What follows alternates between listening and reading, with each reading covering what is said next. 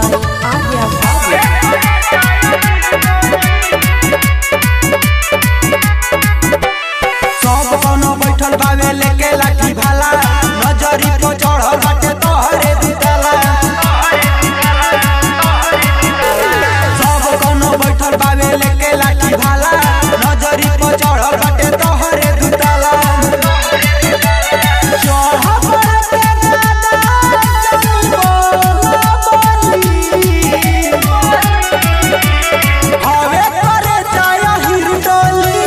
गोली से फाड़ दी तोर चोली, हवे करे जायो हीर टोली, गोली से फाड़ दी तोर चोली।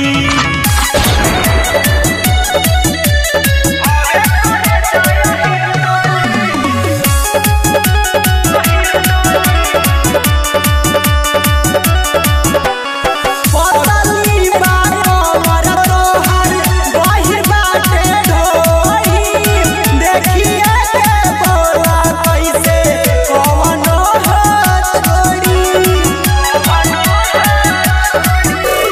पतली बारो मर तोहर बहिर बाटे ढोही, देखिए के बोला कैसे कवनो हो छोड़ी।